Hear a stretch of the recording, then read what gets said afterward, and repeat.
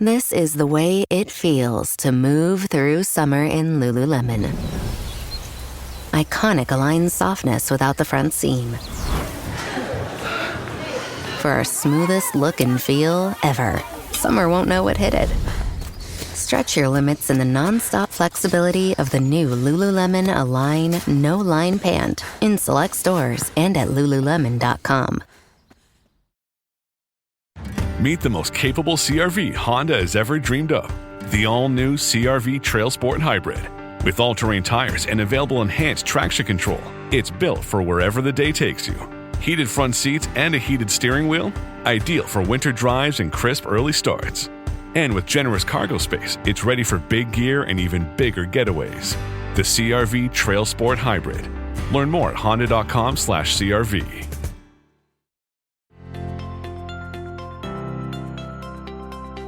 Hello and welcome to Dyslexia Devoted, the podcast dedicated to building awareness, understanding, and strategies to help those with dyslexia. I'm your host, Lisa Parnello, dyslexia therapist and founder of Parnello Education Services. Join me as we dive into today's episode of Dyslexia Devoted. Hello and welcome to a brand new episode of Dyslexia Devoted. Did you think I forgot about you? I promise I didn't. Once again, I was just a sucker for really adorable children who desperately needed to learn how to read. So it is currently the end of June when I'm recording this episode, and my last episode was in February. I had a couple of kids who were in desperate need of help, and if you know anything about me, I tend to work with the kids who other tutors have not had as much success with. And every once in a while, you hit a kid who's at a breaking point, and it's you help them now or they're emotionally damaged for a very long time. So I squeezed them in, but then that meant I was working far, far too much. So something had to give, and that was this podcast. It is something that I actually deeply enjoy, and so I kept meaning to come back to it, and there was just so much going on, and I have asthma, and I had a flare this past year that was much worse than I've ever had, maybe in my entire life. And so I just needed rest and time with cute kids and a break. And now I'm feeling much more refreshed, so I'm back with you again. I had a wonderful vacation away, and now it's time to help awesome people like you and the kids who come into my office. So, without further ado, this episode 128 of Dyslexia Devoted is all about how to find balance for kids with dyslexia in the summer. I have been working with kids this summer, and it is really lovely to see them, and they're all filthy dirty after summer camp sometimes, but they're in such happy spirits. And that is one of the things I wanted to point out, which is the importance of balance in the summer. I know I have several friends who work in their own tutoring businesses, and in the summer they have really strict rules about how often they have to come, and they have to, in order to hold their place, they have to do a certain number of sessions, and they have to do it a certain way. And I just don't run that way. I just can't. These kids with dyslexia sometimes have had to do a full school year plus an hour or two of tutoring every single week all year long. And by the summer, I don't care if you take a break. Go take a vacation. Go rest. There's always more kids with dyslexia who need my help. So I'm more than happy to help a different kid while you go enjoy some free time. And I have kids who come to me and, on their lunch break at camp, and then they leave and go back to camp again. And I have kids who come to me before camp or after camp, or, kids who will come for a really rigorous couple of weeks where we will do 15 sessions in 3 weeks. Yes, that means one every single day. And I will have other kids who just come once a week just to maintain for the summer. And each kid has their own schedule. And I value that so much. These kids need to have both. They cannot just do constant tutoring all day long. They need to have different things, different weeks sometimes. There was one kid that I cut his session short this week because I texted mom. I was like, your kid's about to melt down. He had a wonderful day at camp. He got lots of exercise, and I can see right now I'm going to lose him if we spend 10 more minutes of our session together. So I cut him loose early. You're welcome. You don't want a kid having a meltdown, I'm sure. And so each week we take it as it is. And while I have not loved the number of unexpected cancellations, because I do run an actual business that, pays my mortgage, but at the same time, I really appreciate that these kids have happy, fun things to look forward to, because I saw these kids at the end of the school year and they were burning down hard. There were a couple of kids who have been bright-eyed and bushy-tailed all year long, and by May, they looked like they were going to either scream or cry or maybe both. And summer is such an important and valuable reset. Now, there's the flip side of that. There are kids who didn't get any tutoring during the school year and struggled all year long and are suddenly getting really intensive tutoring this year. And that is a different kind of balance. I have a couple of kids who didn't get support earlier in the year. They had asked for it, but like I said, I was already working way too much and I didn't have any more hours in the day. You should see my schedule. It's insane.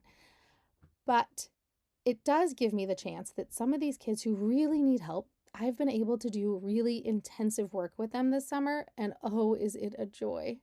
There are some of these kids who came in feeling really defeated, feeling like they were a failure, that every mistake was terrible, and feeling ashamed. I quite literally had a kid say, "I'm sorry, don't be ashamed of me that I messed up."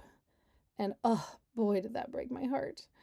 He is such a little cutie pie, and now he comes in with a smile and is feeling really proud of himself, and me pointing out, like, doesn't it feel good to get it right? Doesn't it feel good to know you're getting smarter and smarter every day? To know that it is not a fixed thing that they are a bad reader. That is not a permanent situation. That we can work at it and I know how to help you and we can make this so much easier for you. So it's all about finding that balance. That kiddo got to go to camp every morning and then come to me. So not only did he have intense academic work, he still got to do the fun kid stuff.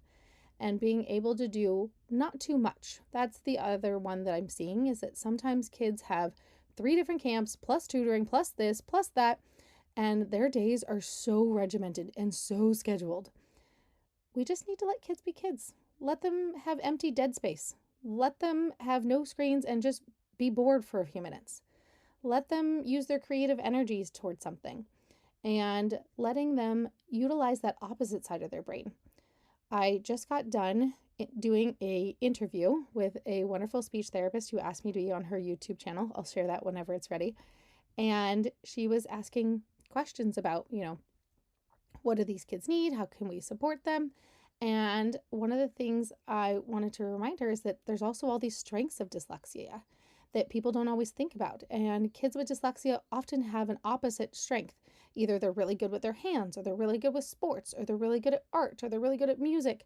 There's usually some sort of equally opposite strength somewhere else that counteracts the dyslexia. It's not always a terrible thing to have dyslexia. There's all these wonderful strengths in being able to do problem solving, and we need to embrace that. And I think summer is the best time to do that. Summer is a wonderful time to be able to think about what are this child's strengths, how can we foster them, and how can we make them feel really good about themselves heading into this next school year. Because if they end the year feeling defeated and then they spend their summer feeling overscheduled and burned out from their overscheduled summer, and then you throw them back into a new school year, you're starting from a really bad place. So we want to be able to start from a really good place.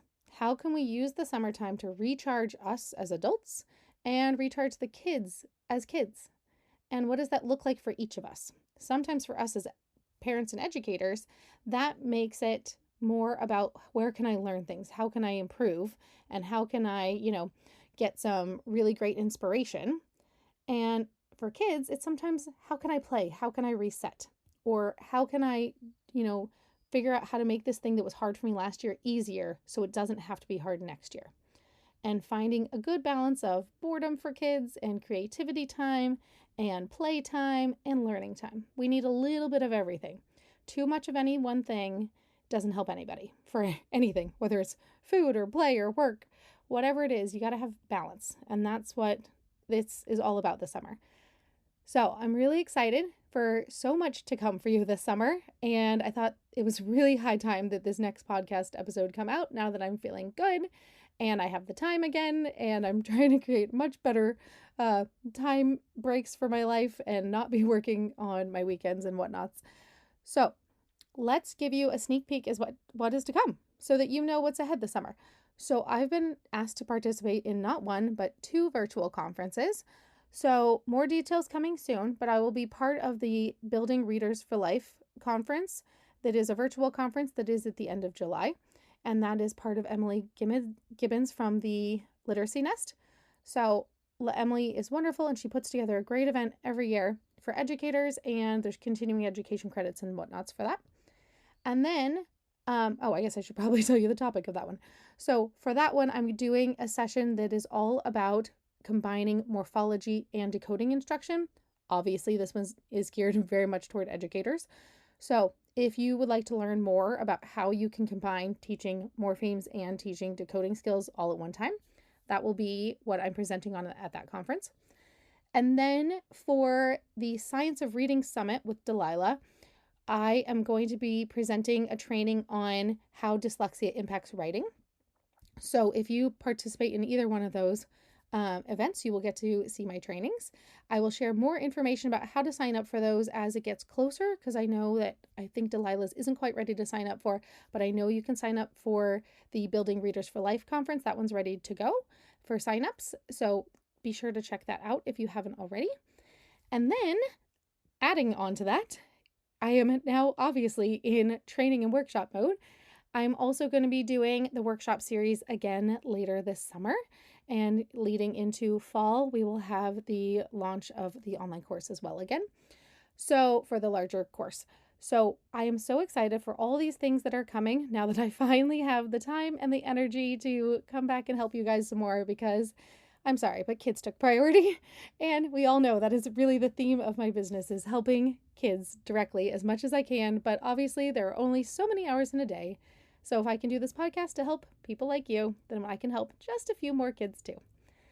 Thank you so much. And I look forward to seeing you again next time. I promise it won't be so far away like it was this previous episode. And have a wonderful, wonderful day.